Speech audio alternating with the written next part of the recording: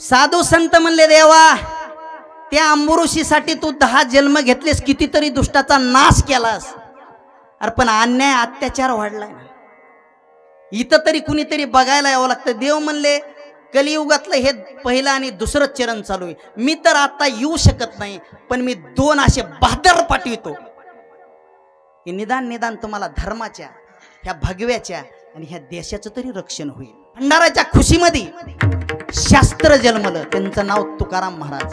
पहिलं अत्याचार थांबाना गेला, काय करावं कळाना गेलं, एक एक ते कानावर येऊ लागलं जिजाऊ आऊसाहेबाच्या, आणि साकडं घातलं जगदंबेला. प्रगट हो महिषासुर मर्दिनी, प्रगट हो महिषासुर मर्दिनी, प्रगट हो महिषासुर मर्दिनी, प्रगट हो महिषासुर मर्दिनी. जय जगदंबे जय जगदंबे जय महामाया, जगदंबे जय जगदंबे जय जगदंबे जय महामाया. आई दार उघड, आई दार उघड, आई दार. पल्लापूर लक्ष्मी दार उघड, पंढरपूर निवासिनी दार उघड, आई दार उघड. अत्याचार वाढलाय आई, कडक लक्ष्मी दार उघड. तेलंगणा आई दार उघड, पाताळ भैरवी दार उघड. जय जगदंबे जय जगदंबे जय जगदंबे जय महामाया, जय जगदंबे जय जगदंबे जय जगदंबे जय महामाया. दैत्य गाठले या संसारी,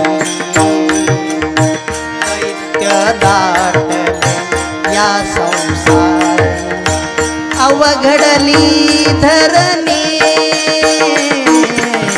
प्रगट हो महिषासुर मर्दिनी, प्रगट हो महिषासुर मर्दिनी, प्रगट हो महिषासुर मर्दिनी.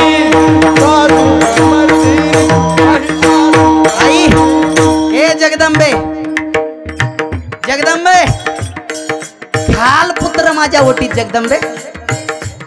जर तुम्हाला पुत्ररत्न दिलास ना तर मी तिला कृष्णासारखा राजनीती करी, रामासारखा सदाचारी करी, अरे जनकासारखा निर्मोही करीन जगदंबे. घाल पुत्र माझ्या ओटी. दिवसानं दिवस वलांडत होते, कसलं तरी तेज मासाहेबाच्या मुखकमलावर दिसू लागलं. ते तेज कसं होत, देवकीचे तेज जैसा दिशे सूर्य. आई जगदंबे घाल पुत्र. दिवसानं दिवस वलंडत चालले होते आणि एका सुरक्षित घरट्याची गरज होती. घामाघुमीचा काळ होता आणि जुन्नर मावळामध्ये दुसरा जडावा असा गड नव्हता. गडाला तटबंदी भयानक होती, गडाचं बांधकाम भारी होतं. हत्ती दारामधून घुसल्याबरोबर डाव्या बाजूला शिवाई आईचं पाठबळ त्या गडाला होतं. अरे ते गड म्हणजे गड शिवनेरी.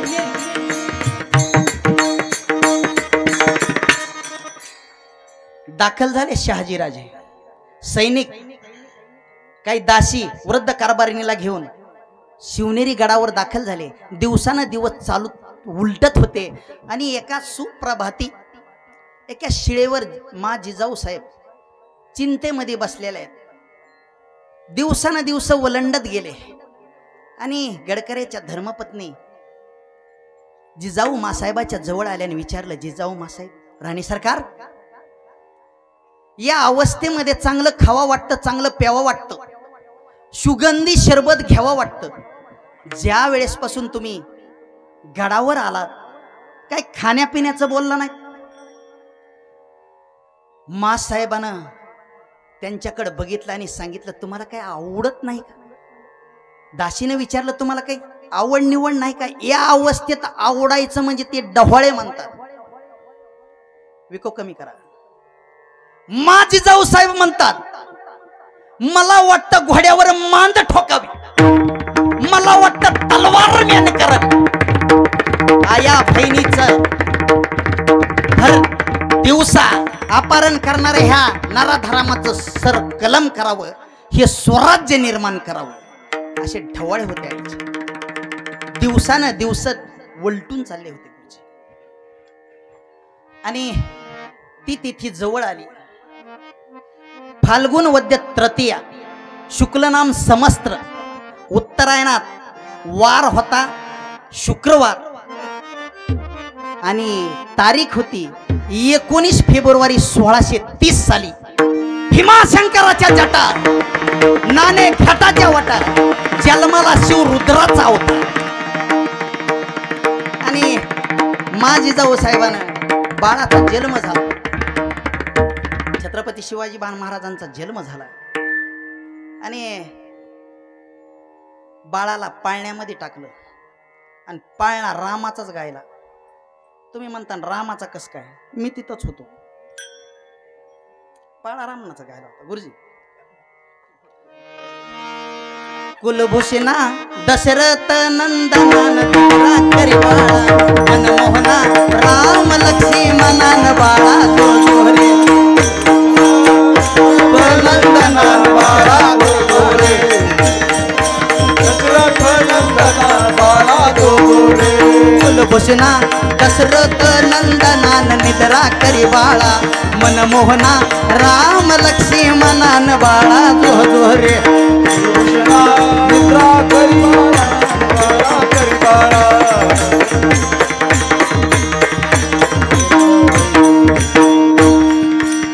बाळाला पाण्यामध्ये टाकलं आणि नाव ठेवायचा तो कार्यक्रम चालू झाला. आपल्या इथल्या सारखाच पाण्याची दोरी हातात धरली महाराज आणि एक एक महिला नाव घेऊ लागली. नाव घेतलं आऊसाहेबानं शहाजीराजाचं. आता बाळराजे पाळण्यामध्ये दोरी हातात धरलेली आणि नाव घेतलं शहाजीराजाचं. सोन्याच्या समयीमध्ये पुढं सरकवते वाती, सोन्याच्या समयीमध्ये पुढं सरकवते वाती. महाराज शहाजीराजे शंकर, मी त्यांची पार्वती.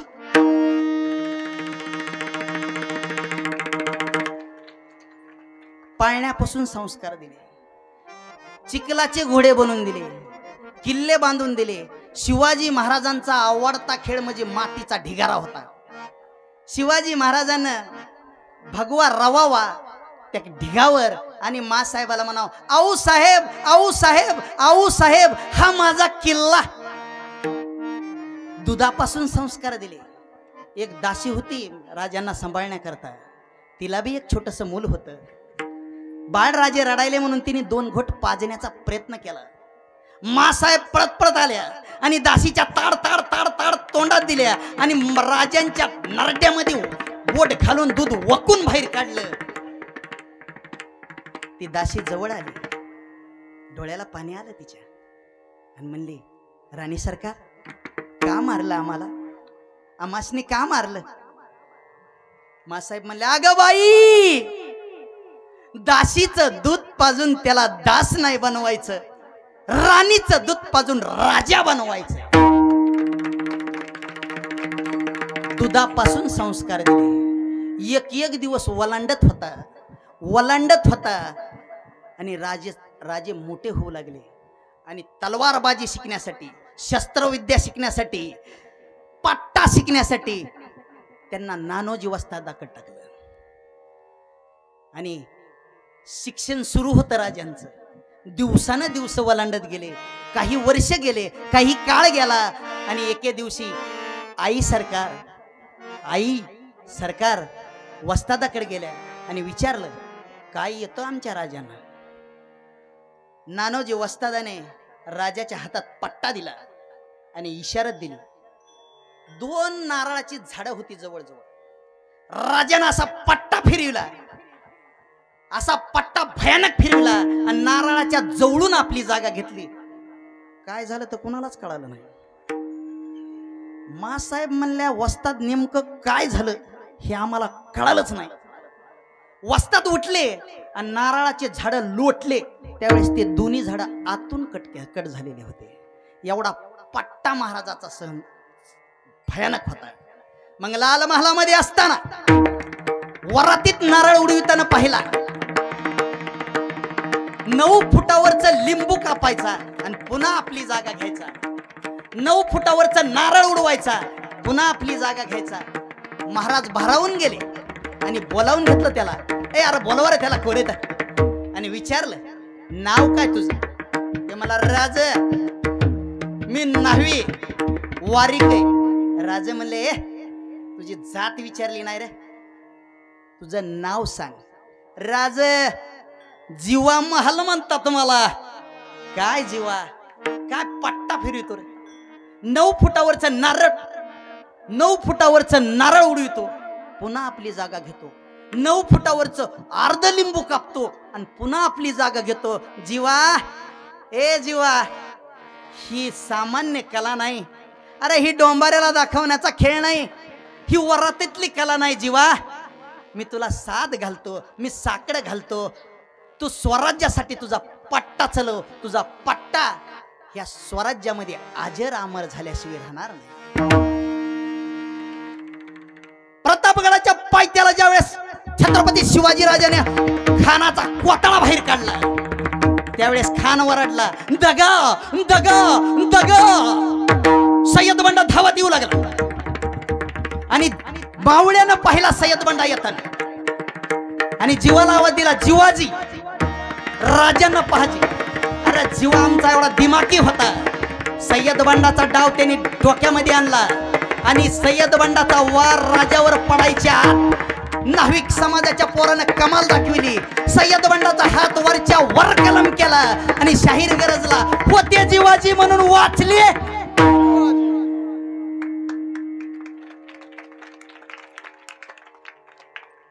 एवढ्याने टाळ्या वाजू जाऊ नका, मनगट फिनगट मोडत असत. हा त्याला बी काय इकत आणायचं का? वाजवायच्या तर चांगल्या वाजवायच्या, नाही तर गॅप बसायचं. विठाल